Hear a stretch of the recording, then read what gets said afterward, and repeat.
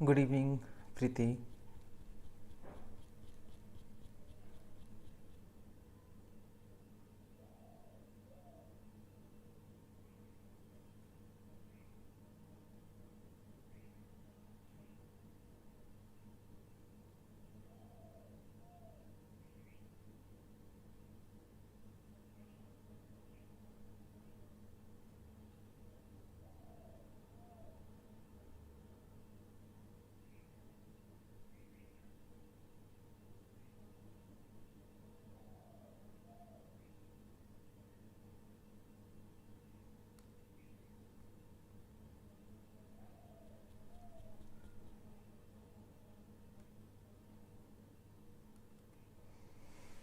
चलिए स्टार्ट करते हैं। पहले थोड़ा सा रिवाइज करा देते हैं आपको कि हम क्या पढ़ा रहे थे आपको। हमने एक टॉपिक स्टार्ट किया था लास्ट लेक्चर नंबर 8 हमारे सिलेबस का, the modern contemporary and American poetry. हमने सबसे पहले मॉडर्न इंग्लिश पोइट्री के बारे में पढ़ा था, उसके कैरेक्टरिस्टिक्स पढ़े थे, ठीक है, उसके कुछ पोएट्स पढ़े थे।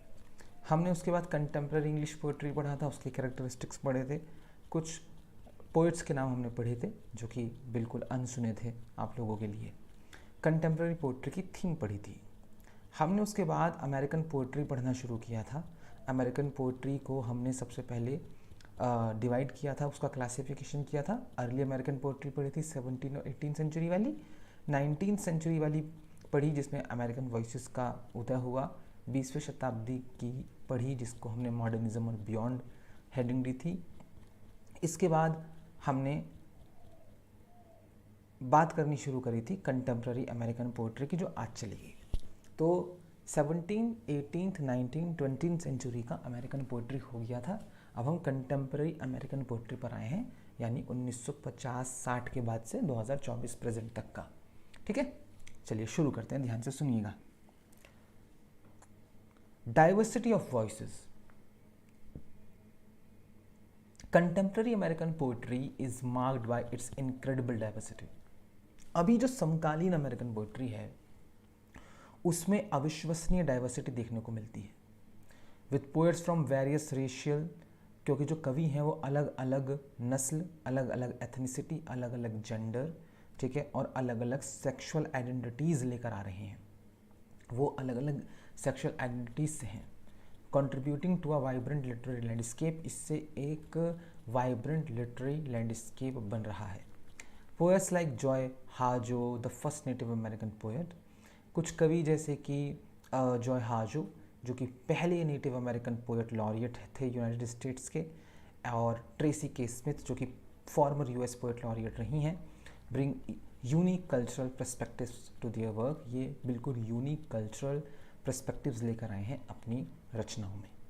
ठीक है, गुड इवनिंग रोली, वालेकुम अस्सलाम, शाइस्ता, राधे राधे, अर्जुन। इसके अलावा spoken word and performance poetry, ये थोड़ा सा अलग हो सकता है आपके लिए, इसे ध्यान से सुनिएगा इस बात को। The rise of spoken word, slam poetry and performance poetry has brought new energy and accessibility to American poetry. Spoken word का उदय और स्लैम पोइट्री का उदय और परफॉर्मेंस पोइट्री का उदय, ठीक है, ये एक नई तरह की एनर्जी और एक नई तरह की एक्सेसिबिलिटी लेकर आया है अमेरिकन पोइट्री में। विथ पोएट्स लाइक, कई कवि आए हैं जैसे कि Patricia Smith, Saul Williams, gaining popularity. ये पॉपुलैरिटी गेन कर रहे हैं थ्रू लाइव परफॉर्मेंसेस के ज़रिए और मल्टीमीडिया प्लेटफॉर्म्स के ज़रिए। अब ये क्या है, ये 3 वर्ड जो हमने हाईलाइट किए हैं, स्पोकन वर्ड, स्लैम पोइट्री या परफॉर्मेंस पोइट्री। जैसे हमने अपने आधुनिक समय में देखा है इंडिया में कवि सम्मेलन होते हुए, ये उसी का एक वो है पार्ट। तो स्पोकन वर्ड या स्लैम पोइट्री या परफॉर्मेंस पोइट्री, जो कवि सम्मेलन होते हैं, मुशायरे होते हैं, जब वहाँ जो कविता बोली जाती है उसको बोलते हैं। Social and political engagement, many contemporary American poets, कई सारे कंटेम्प्रेरी अमेरिकन पोएट जो हैं engage directly with social and political issues, वो डायरेक्टली सामाजिक और राजनीतिक मुद्दों पर लिखते हैं। Addressing topics like racial injustice, वो कई मुद्दों को एड्रेस करते हैं जैसे कि racial injustice, immigration, gender inequality, environmental crisis. ठीक है। क्लॉडिया रैंकिन्स की एक कविता है सिटीजन एन अमेरिकन लिरिक, ये नोटेबल एग्जाम्पल है इस ट्रेंड की। ब्लेंडिंग पोइट्री, ये पोइट्री इसमें ब्लेंड करते हैं, एस्से ब्लेंड करते हैं, विजुअल आर्ट ब्लेंड करते हैं to examine race and identity in America, और एग्जामिन करते हैं रेस और आइडेंटिटी को अमेरिका में। इलेक्ट्रिक फॉर्म्स एंड इनोवेशंस, ठीक है, ये भी किसका कैरेक्टरिस्टिक है, ध्यान से सुनिएगा। Contemporary poets often experiment with form, contemporary poets forms के साथ हमेशा एक्सपेरिमेंट करते हैं। Blending poetry with other genres, वो दूसरे जॉनराज के साथ पोइट्री को मिक्स करते हैं। इनकॉर्पोरेटिंग विजुअल एलिमेंट्स को डालते हैं। Pushing the boundaries of what constitute poetry, और उन बाउंड्रीज को पुश करते हैं जिससे काव्य बनता है। पोएट्स लाइक एन कार्सन, कुछ कवि जैसे कि Anne Carson, Ocean Vuong exemplify this trend, वो इसी ट्रेंड को एग्जाम्प्लीफाई करते हैं। Using hybrid forms to explore complex themes, वो हाइब्रिड फॉर्म्स का इस्तेमाल करते हैं कॉम्प्लेक्स थीम्स पर कविताएं लिखने के लिए।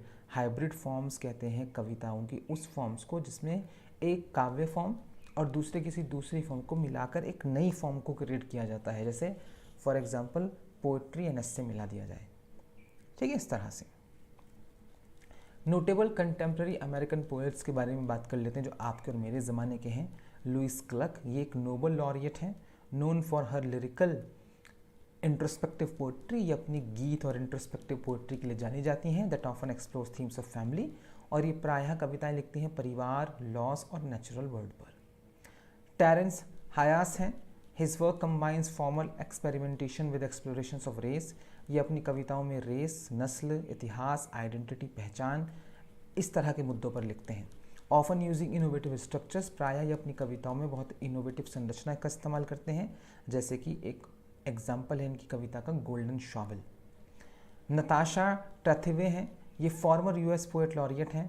टैथवेज work often delves into themes of history, ये प्रायः कविताएं लिखती हैं इतिहास पर, मेमोरी पर और intersection of personal and collective experiences पर। एडा लिमन है, known for her accessible yet profound poetry, ये अपनी एक्सेसिबल लेकिन बहुत ही प्रोफाउंड पोएट्री के लिए जानी जाती हैं। Limon often explore themes of nature, identity and resilience. इसके अलावा जेरिको ब्राउन है, इनका कलेक्शन है द ट्रेडिशन, ये इनका काव्य संकलन है। Won the Pulitzer Prize for poetry in 2022, अपनी इस किताब के लिए 2020 में इनको पुलित्जर प्राइज मिला था। एड्रेसिंग थीम्स ऑफ रेस, इसमें वो रेस, सेक्सुअलिटी और वायलेंस का जिक्र करते हैं with a blend of formal precision, और मिक्स करते हैं फॉर्मल प्रिसीजन को और इमोशनल डेप्थ को। ठीक है, गुड इवनिंग लता।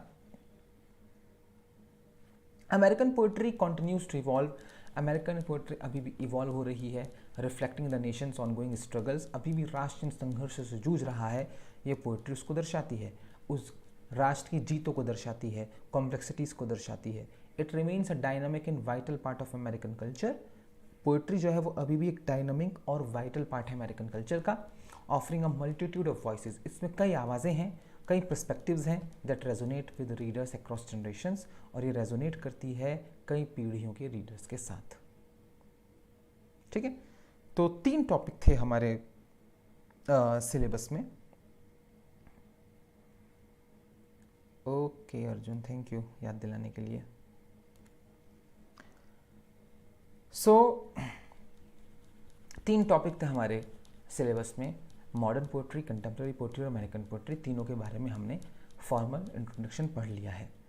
अब इन तीनों सेक्शन में कुछ कवियों के नाम आए हैं, उन कवियों को हम डिटेल में पढ़ेंगे, जिसमें हम पहला जो कवि पढ़ रहे हैं वो है विलियम बटलर ईट्स, यानी कि W.B. ईट्स, 1865 से 1939 तक। सुनिएगा, W.B. ईट्स, ठीक है, मॉडर्न इंग्लिश पोइट्री में आते हैं। वॉज एन आयरिश पोएट, ये एक आयरिश पोएट थे, प्लेराइट थे, पॉलिटिशियन थे, widely regarded as one of the greatest poets of the 20th century, इन्हें 20वीं शताब्दी के सबसे महानतम कवियों में से एक माना जाता है। बॉर्न इन जून 13, 1865, पैदा हुए थे 13 जून 1865 को डबलिन आयरलैंड में, और डेथ हुई है इनकी 28 जनवरी 1939 को मेंटन, फ्रांस में। Yeats was a driving force in the Irish literary revival, Irish literary revival, अभी आगे थोड़ा सा मैं डिटेल में बताऊंगा इस बात को। आयरलैंड के अंदर एक आंदोलन चला कि हमें अपना काव्य रिवाइव करना है, क्योंकि हम अंग्रेजी के दबाव में अपना काव्य भूल चुके हैं।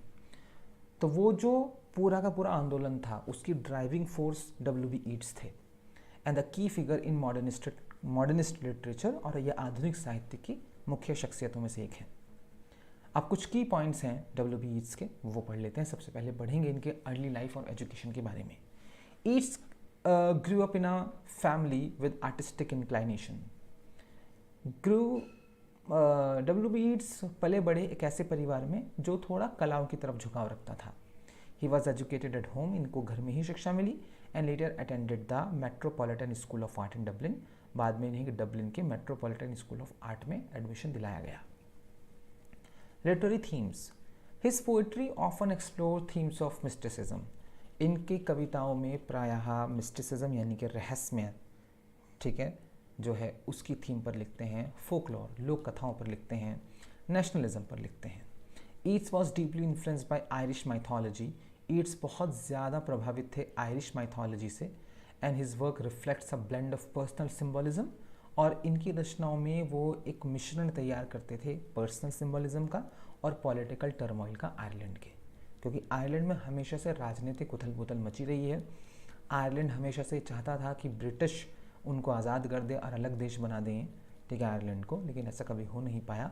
तो बहुत इनको लगता था कि ये लोग हमारे ऊपर रूल कर रहे हैं, हमारे कल्चर, हमारी संस्कृति, हमारी भाषा के साथ खिलवाड़ कर रहे हैं। तो उसमें एक बहुत अहम भूमिका थी W.B. ईट्स की उस पूरे मूवमेंट में, ठीक है। मेजर वर्क्स की बात करते हैं। Good evening Sita. Major works में सबसे पहली जो इनकी रचना है वो है द टावर 1928। ये कलेक्शन है कविताओं का, include some of his most celebrated poems. इस किताब में इनकी सबसे सेलिब्रेटेड कविताएं भी हैं, जैसे कि द टावर इसमें कविता है, और selling to Byzantium. Selling to Byzantium तो मैं ये मानकर चल रहा हूँ कि आप सभी लोग ने पढ़ी ही है, ठीक। इसके अलावा the winding stair and other poems, ये भी एक कलेक्शन है 1933 का।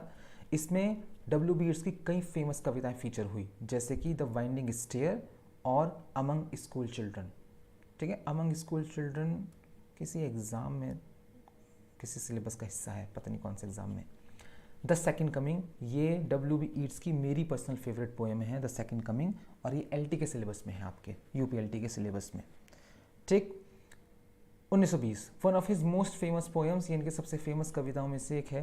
इट एक्सप्लोर एपोकलिप्टिक थीम्स, इसमें प्रलय की थीम पर लिखा गया है, जब दुनिया ख़त्म हो जाएगी, and the idea of a new era emerging from chaos. और एक विचार इन्होंने दिया है कि अराजकता से ही एक नई दुनिया जन्मेगी, अराजकता से ही एक नए युग की शुरुआत होगी।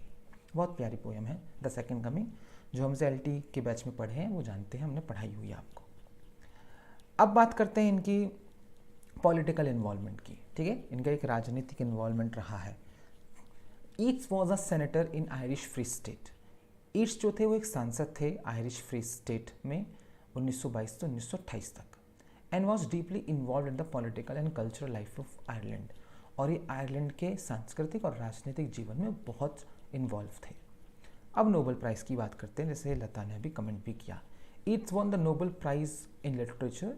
ईट्स को नोबेल प्राइज़ दिया गया साहित्य का 1923 में for his always inspired poetry. क्यों? क्योंकि ये इन्होंने हमेशा से काव्य को इंस्पायर किया, which in a highly artistic form gives expression to the spirit of a whole nation. और इनके इस आर्टिस्टिक फॉर्म ने पूरे राष्ट्र को एक उत्साह दिया, ठीक है। इस वजह से तो जो जब घोषणा होती है नोबेल प्राइज़ की, तो एक कोटेशन जारी की जाती है कि इसको क्यों दिया जा रहा है व्यक्ति को, तो उसमें ये लाइन लिखी हुई है। लिटरेरी स्टाइल की बात करें तो Yeats early work was influenced by romanticism and symbolism. Yeats की शुरुआती रचनाएं तो रोमांटिसिज्म से प्रभावित थी, सिम्बॉलिज्म से प्रभावित थी, but he later developed a more modernistic style. बाद में थोड़े से और आधुनिक स्टाइल की तरफ बढ़े। His poetry often features complex imagery. इनकी रचनाओं में प्रायः कॉम्प्लेक्स इमेजरी होती थी, और ये बहुत ही रिच यूज़ करते थे सिम्बॉलिज्म का, और ये एक स्ट्रॉन्ग सेंस रखते थे रिदम एंड फॉर्म का। पर्सनल लाइफ की बात करें, हिज पर्सनल एक्सपीरियंसेस, इनके जो पर्सनल एक्सपीरियंसेस थे, इंक्लूडिंग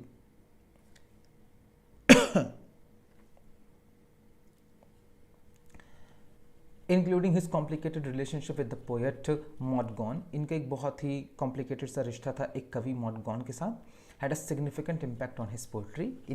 इसका बहुत बड़ा असर पड़ा था इनके काव्य पर। Yeats work remains influential. Yeats की रचनाएं अभी भी इन्फ्लुएंशियल हैं और फ्रिक्वेंटली पढ़ी जा रही हैं, क्योंकि ईट्स अपनी रचनाओं में एक्सप्लोर करते हैं कॉम्प्लेक्स थीम्स को and it's unique blend of mysticism and realism, और किस तरह से एक यूनिक मिश्रण है इनकी कविताओं में मिस्टिसिज्म और रियलिज्म का। ये थे W.B. ईट्स।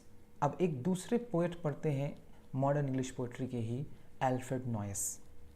बहुत कम स्टूडेंट इनका नाम जानते हैं, बट ये आदमी बहुत इंपॉर्टेंट है मॉडर्न पोएट्री में, मॉडर्न इंग्लिश पोएट्री में।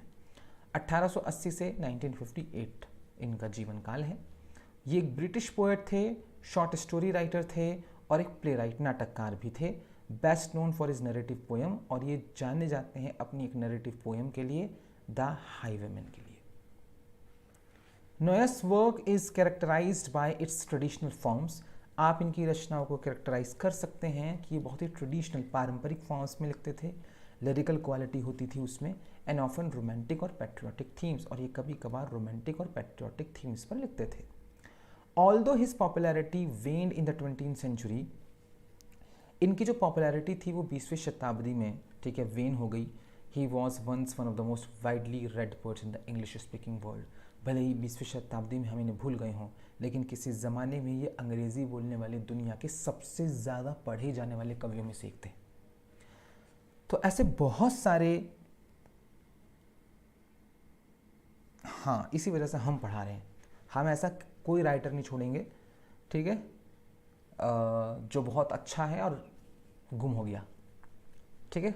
खासतौर से ऐसी कोई भी फीमेल राइटर तो हम नहीं छोड़ेंगे, ठीक है। जैसे इसी में हम आपको सिल्विया प्लैथ पढ़ाएंगे, भूल गए सब उन्हें, सिल्विया प्लैथ को कोई नहीं पढ़ता, ठीक है, किसी सिलेबस का हिस्सा नहीं है, लेकिन महानतम पोएट हैं, ठीक। और एग्जाम में क्वेश्चन आते हैं इन्हीं कवियों से, तो ध्यान से सुनिएगा, ध्यान से पढ़िएगा इनके बारे में। तो वैसे हम भूल चुके थे भैया एल्फ्रेड नॉयस को, लेकिन ये बहुत अच्छे कवि हैं। अर्ली लाइफ और एजुकेशन की बात करते हैं। Good evening Firoz. Alfred noise was born on September 16, 1880। Alfred noise पैदा हुए 16 सितंबर 1880 को वुल्वरहैम्पटन, इंग्लैंड में। ही was educated eight Exter college, Oxford. ये एक्स्टर कॉलेज ऑक्सफोर्ड में पढ़े, but he left before completing his degree complete करने से पहले छोड़ दी पढ़ाई, टू परस्यू राइटिंग करियर, ताकि राइटिंग करियर को परस्यू कर सके। Despite not earning a degree तो मिली नहीं। His time at Oxford significantly influences literary development, लेकिन ऑक्सफोर्ड में जो समय बिताया उस समय ने बहुत प्रभावित किया है इनके लिटरेरी डेवलपमेंट को। लिटरेरी करियर की बात करते हैं। ओह नाइस लता, हमें नहीं पता था। यूके, आप में से किसी के पास अगर इसका उत्तराखंड लिटरेचर का सिलेबस हो तो ग्रुप में भेजिएगा, मेरे पास नहीं है, मैं देखना चाहता हूँ क्या पूछ रहे हैं वो। Literary career. Noise begin publishing poetry in his early 20s। अपनी अर्ली 20s में 21, 22, 23 की उम्र में ही इन्होंने अपनी कविताएं लिखनी शुरू कर दी थी। इनका जो पहला कलेक्शन था जिसका नाम था द लूम ऑफ ईयर्स, 1902 में जो पब्लिश हुआ था, वॉज वेल रिसीव्ड, वो बहुत फेमस हुआ था। He gain widespread recognition with the, इनको बहुत पूरे देश में इनका नाम हुआ था इनके एक और कलेक्शन से, द बैरल ऑर्गन से, which included many of the poems that established his reputation. इस पर्टिकुलर कलेक्शन में इनकी वो कई सारी कविताएं शामिल थी जिससे इनकी इज्जत एस्टैब्लिश हुई थी लिटरेरी कैनन में। मेजर वर्क्स की बात करते हैं। सबसे पहले तो वही बात करेंगे जिसके लिए सबसे ज़्यादा फेमस है आदमी, द हाईवेमैन 1906। सन याद रखिएगा, 1906। This is noise most famous poem. जैसे हमने ऊपर भी बताया कि ये एल्फ्रेड नॉयस की सबसे फेमस पोएम है। ये एक रोमांटिक और ट्रैजिक नैरेटिव है अबाउट अ डैशिंग हाईवेमैन, एक बहुत ही डैशिंग हाईवेमैन की। हाईवेमैन जानते हैं ना, जो हाईवे पर लूटपाट करता है, ठीक है।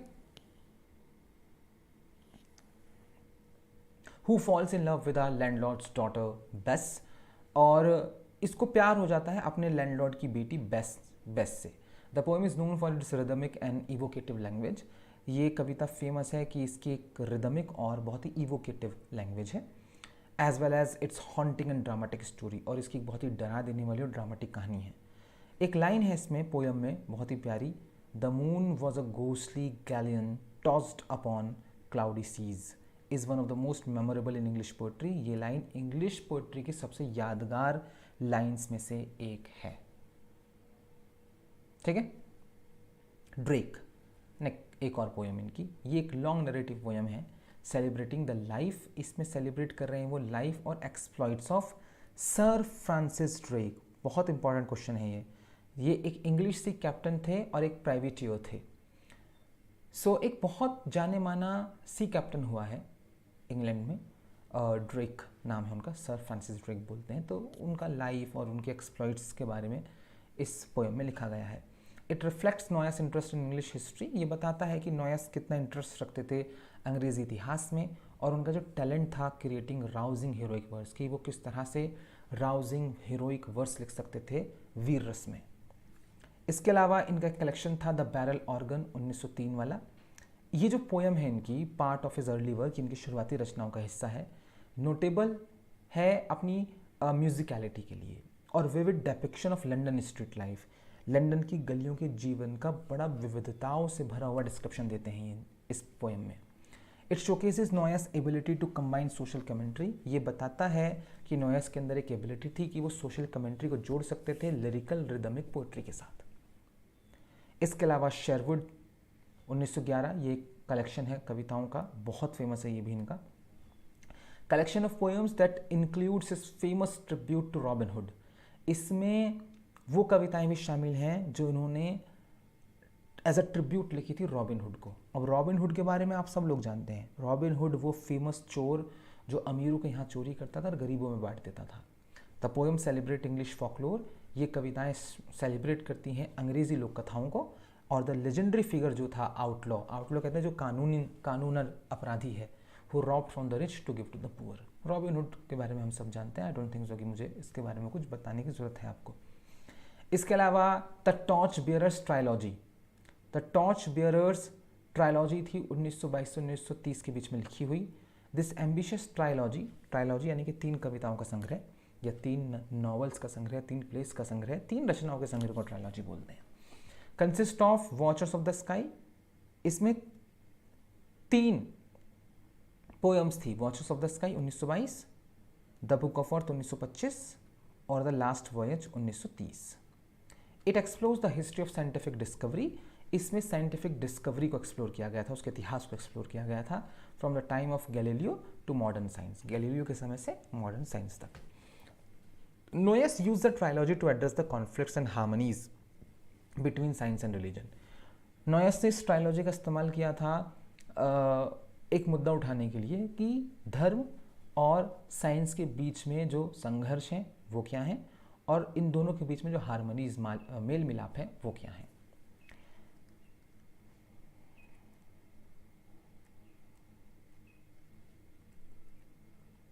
लेटर लाइफ एंड थीम्स की बात करते हैं।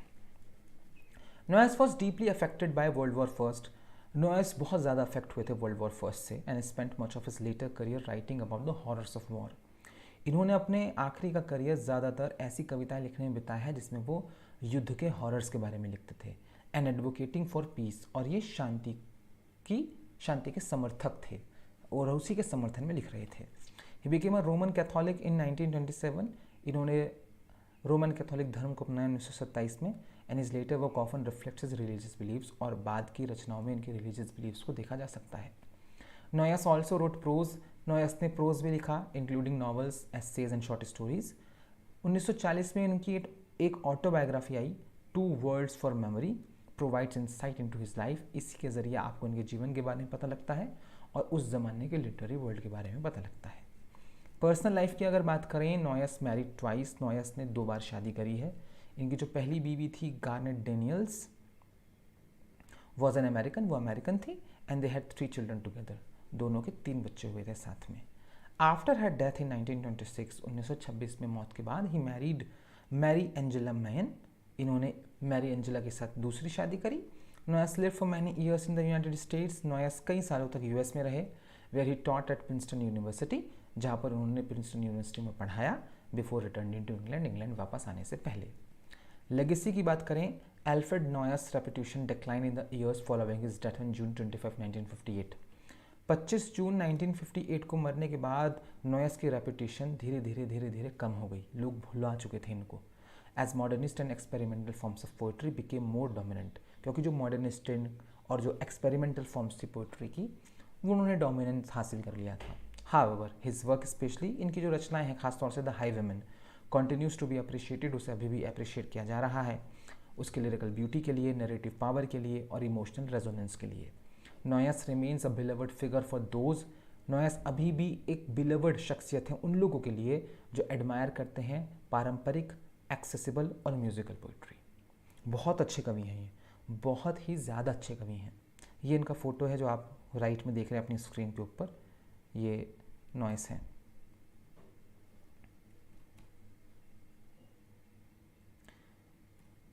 चलिए अब कंटेम्प्रेरी इंग्लिश पोइट्री से एक कवि पढ़ रहे हैं हम, फिलिप लार्किन। नाम सुना होगा फिलिप लार्किन का। फिलिप लार्किन की कोई एक पोएम एलटी के सिलेबस में है, आई डोंट नो कौन सी, ठीक है, मुझे अभी याद नहीं आ रही, बट है कुछ तो फिलिप लार्किन का। 1922 से 1985 इनका जीवन काल। Philip Larkin was an English poet थे, नॉवेलिस्ट थे, लाइब्रेरियन थे, widely regarded as one of the most important British poets. माना जाता है कि सबसे इंपॉर्टेंट ब्रिटिश कवियों में से एक थे 20वीं शताब्दी के। He was known for his distinctly pessimistic, ये जाने जाते हैं अपने बहुत ही ज़्यादा निराशावादी, ठीक है, और ब्लीक व्यू ऑफ लाइफ के लिए। जीवन को बहुत ही मनहूसियत के साथ और बहुत ही निराशावादी तरीके से देखते थे।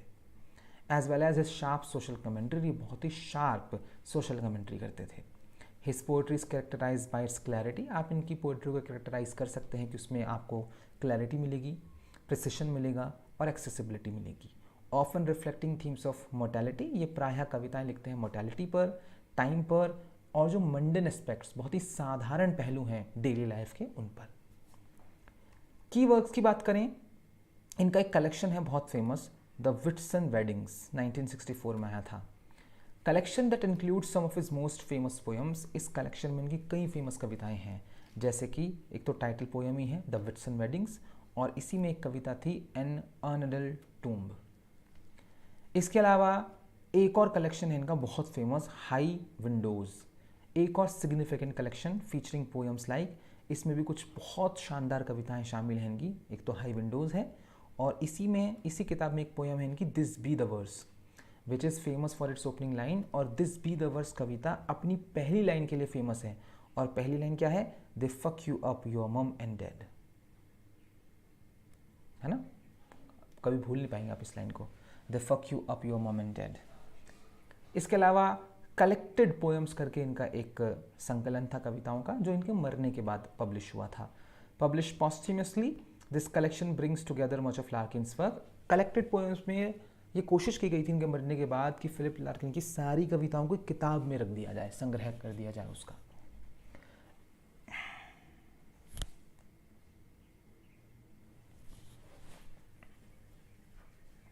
चलिए इटालियन थीम्स की बात करते हैं।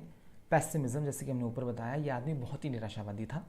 Larkin's work often reflects a gloomy outlook on life. Larkin अपनी रचनाओं में बहुत ही ग्लूमी, मनहूस, उदास रवैया दिखाते थे जीवन को लेकर। Focusing on themes like death, इनकी कविताओं में फोकस होता था कुछ थीम्स पर, जैसे कि डेथ पर, एजिंग पर और अनफुलफिल्ड डिजायर्स पर। Ordinary life, he had a keen interest in the mundane. इनको ना बहुत साधारण चीज़ों में बड़ा इंटरेस्ट था। ये कैप्चर करते थे एसेंस को एवरीडे एक्सपीरियंसेस के, in a way that resonated with readers, इस तरह से कि रीडर्स रेजोनेट कर लेते थे, अरे हाँ ये तो हमारी ही बात हो रही है। एक किसान दिखा रहे हैं जो रोज़ाना लकड़ी काटने जा रहा है, ठीक है, क्योंकि रात को बर्फ़ पड़ेगी, तो इस तरह की कविताएं लिखते थे। Formal structure, his poetry is noted for its formal precision, बहुत ही फॉर्मल प्रिसिशन के साथ संरचना बनाते थे अपनी कविताओं की। With a preference for traditional verse forms, बहुत ही पारंपरिक वर्स फॉर्म्स का इस्तेमाल करते थे और बहुत ही पारंपरिक राइम स्कीम्स का इस्तेमाल करते थे। कल्चरल क्रिटिक थे ये। Larkin often critic the social changes of the post war period, war के बाद में जो सामाजिक परिवर्तन हो रहे थे उनको क्रिटिसाइज करते थे Larkin. Expressing a certain nostalgia for a simpler past, वो एक्सप्रेस करते थे अपना नॉस्टैल्जिया, यानी कि अतीत को याद करते थे कि अतीत में ज़िंदगी ज़्यादा सिंपल थी। ठीक है। इन्फ्लुएंस एंड लेगेसी की बात करते हैं। Larkin's work has had a lasting impact on contemporary British poetry. Larkin की रचना का एक लास्टिंग इम्पैक्ट पड़ा है समकालीन ब्रिटिश पोइट्री पर। Though his views in personal life have sometimes been controversial.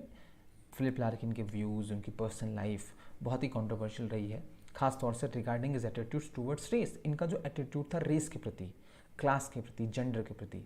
His poetry remains widely studied, लेकिन फिर भी इनकी पोइट्री को वाइडली पढ़ा जाता है, एडमायर किया जाता है इनकी क्राफ्टमैनशिप के लिए, इनकी कला के लिए और इनकी कविताओं की इमोशनल डेप्थ के लिए। ठीक है, तो ये थे फिलिप लार्किन। अब मॉडर्न इंग्लिश पोइट्री में, सॉरी अमेरिकन इंग्लिश पोइट्री के कुछ लोगों को हम पढ़ेंगे, जिसमें हेनरी वर्ड्सवर्थ लॉन्गफेलो हैं। ठीक है, इसके अलावा हेनरी डेविड थॉरू हैं, और इसके अलावा हम इसी में पढ़ेंगे एक और अमेरिकन, सिल्विया प्लेथ के बारे में। इन तीनों पोएट्स के बारे में हम कल कंप्लीट करेंगे इसको। कल आपका यूनिट 2 कंप्लीट हो जाएगा।